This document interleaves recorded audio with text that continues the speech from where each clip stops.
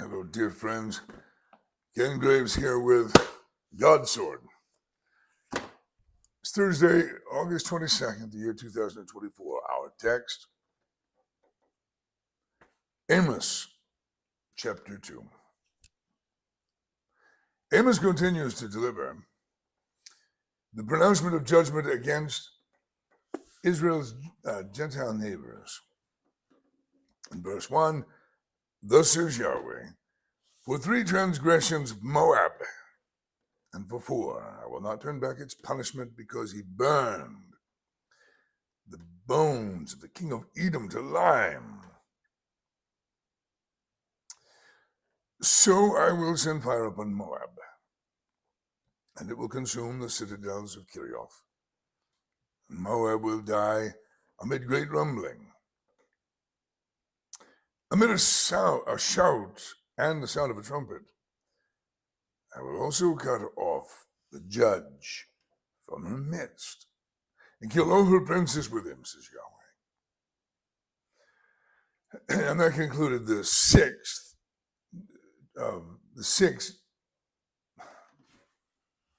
pronouncements of judgment against Israel and Judah's Gentile neighbors. That God would, in fact, judge them for their wickedness. And the severity here of Moab's dealing with the Edomite king, their hero, the severity of burning his bones to lime. God is witness. God is aware. Nothing escapes his eye, and he will deal in judgment. But now he comes right down to his people in verse 6. Verse 5. My goodness, verse 4. Sorry. Verse 4, thus says Yahweh, for 3 transgressions of Judah, and for 4 I will not turn back its punishment, because they rejected the law of Yahweh, and have not kept his statutes. Their falsehood also has led them astray, that which their fathers walked after. So I will send fire upon Judah, and I will consume the citadels of Jerusalem. So God announces, proclaims through the prophet Amos, his judgment against the tribe of Judah. And their sin, again, is that they have rejected, flat out rejected the law of Yahweh, which their fathers had bound them to. So as in the previous judgments against the Gentile nations where God invokes fire, he speaks of fire with regard to Jerusalem. And also here in verse 6, thus says Yahweh, for 3 transgressions of Israel, and for 4, I will not turn back its judgment, that is, its punishment, because they sell the righteous for money and the needy for a pair of sandals. These who pant after the very dust of the earth on the head of the poor also turn aside the way of the humble.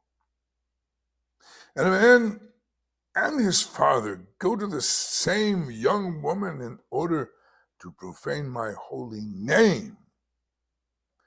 On garments taken as pledges, they stretch out beside every altar. And in the house of their God, they drink the wine of those who have been fined. So God pronounces through the prophet Amos a judgment that comes against the northern kingdom as well, for their oppression of the poor. God is watching. He is an eyewitness to how men conduct business. He is watching. He misses nothing, and he sees the oppression of the poor as a great sin against him that he will indeed punish. They sell the righteous for money and the needy for a pair of sandals. So instead of becoming concerned and helping the needy, they exploit them. Add to that turning aside the way of the humble. Add to that the sexual perversion of the pagan Canaanite idolatry and their rituals, the fertility rites that have a man engaging in sex with a temple prostitute, the same prostitute that his father has lied with. This is such wickedness, confusion. It is so very much contrary to everything that God created the sexual union for, with regard to his plan for humanity. The exploitation of the poor, the oppression of the needy, and their idolatrous sexual perversions. And he said, verse 9, yet it was I who destroyed the Amorites before them. Though his height was like the height of cedars, and he was as strong as the oaks, I even destroyed his fruit above and his root below. It was I who brought you up from the land of Egypt, and I led you in the wilderness 40 years, that you might take possession of the land of the Amorite. They may have convinced themselves at this point in their history that they had won this victory and taken this land of Canaan by themselves. But God, speaking through the prophet, lets them know it was me. He said, destroyed the Amorite. Despite he was massive, they were a giant people. It didn't matter. It was God who delivered them from the land of Egypt. It was God who gave them the land to possess. Verse 11, then I raised up some of your sons to be prophets, some of you choice men to be Nazarites. Is this not so, O sons of Israel, declares Yahweh? But you made the Nazarite drink wine, and you commanded the prophets, saying, you shall not prophesy. So God, he lays it out. I raised up some of your sons to be prophets, and some of your choice men to be Nazarites. That season of a vow for the Nazarite, where no razor comes on his head. He doesn't touch anything even associated with the grape. He doesn't drink. Nazarites, like Samson. God said, I raised up your sons to be prophets and some of your men to be Nazarites, but you made the Nazarites drink wine. You told the prophets not to prophesy. In verse 13, behold, I am weighed down beneath you as a wagon is weighted down when it's filled with sheaves. There's God saying, you become a burden. It's not that anything's hard for God, but instead of a blessing, a burden. So flight will perish from the swift, and the strong will not instill his power with courage. Nor will the mighty man make his life escape.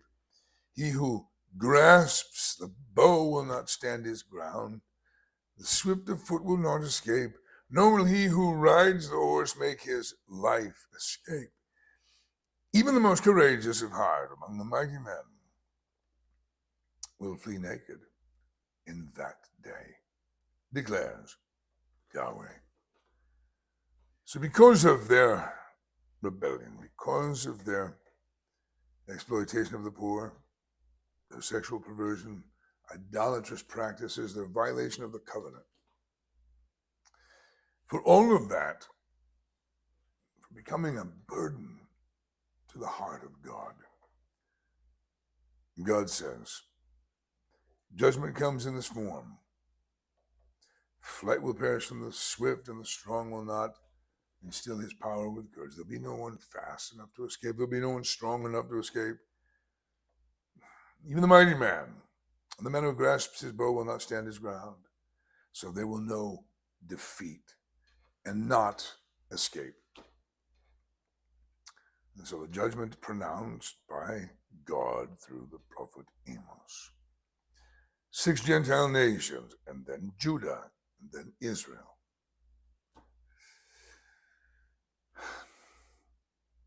God is merciful, and he's demonstrated his mercy, and we live in such an age of grace.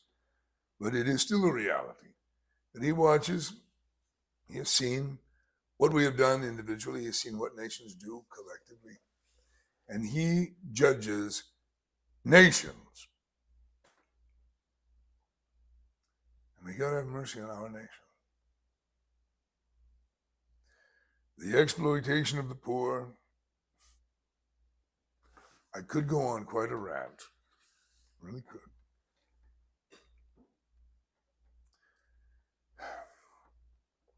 Here in modern America, here in what was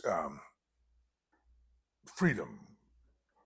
People like to talk about, capitalism in contrast with, communism, socialism. I don't talk about it like that way. I think of it in terms of freedom versus tyranny. And freedom, it produces prosperity, it produces great wealth. It did for us. Now we're forfeiting it, even as we continue to prove that our form of government was only adequate for a moral and godly people, completely insufficient for the governance of any other kind. We have proven it. Self-government, our attempt, our experiment in governing ourselves is failing as we have changed as a nation. We continue to change. I don't know how much you know about this, but it's a reality that greedy men exploit the poor. Greedy men lead us into wars.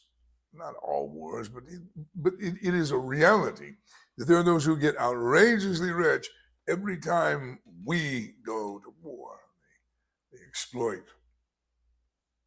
They do. Big industrial military complexes, big pharma, exploiting big pharma, actually owning the government agencies that are supposed to be protecting people, the FDA, CDC, everything is corrupt and everyone is being exploited. Food supply has been destroyed. The big cigarette companies that were once dedicating their resources, their science to how to make the cigarette addictive, really truly addictive.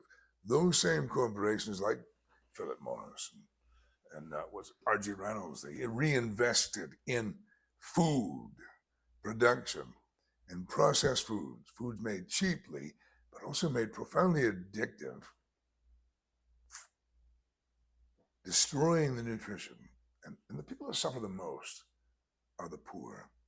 It is expensive to eat healthy. The people that suffer the most are the poor. The poor are being exploited. The poor are being exploited once again by big pharmaceutical companies who are getting filthy rich from Medicare, Obamacare, from all of the government spending.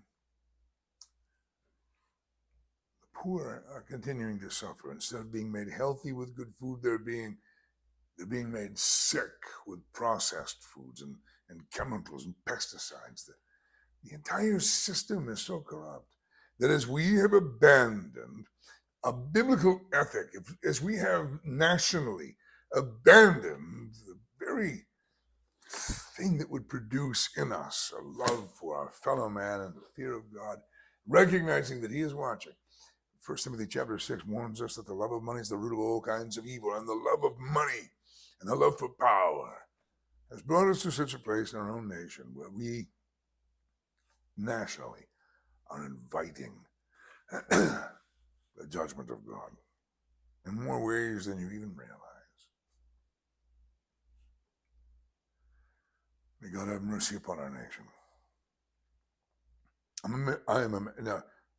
one hand, I'm amazed that judgment has not come in more severe forms to our nation than what we've experienced, but Are we not already, when you really stop and look at it, when you really consider how profoundly unhealthy, how sick we've become, and all of the diseases and all of this wave of sickness, and then the man-made diseases like Lyme and COVID.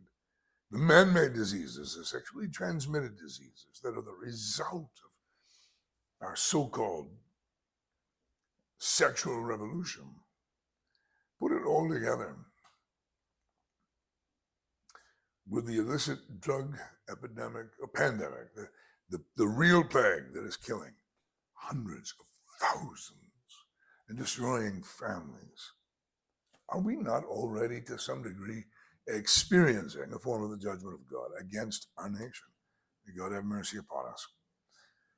This chapter announces the judgment of God. There's not a whole lot in this chapter that is sort of encouraging, or there's not a lot of mercy, except I would point out the mercy that we have experienced and continue to experience. The fact that we still have a nation, we still have a chance, there's still a remnant. What's your study for today? We'll pick up with chapter 3 tomorrow, the Lord willing, all right? Grace and peace to you all.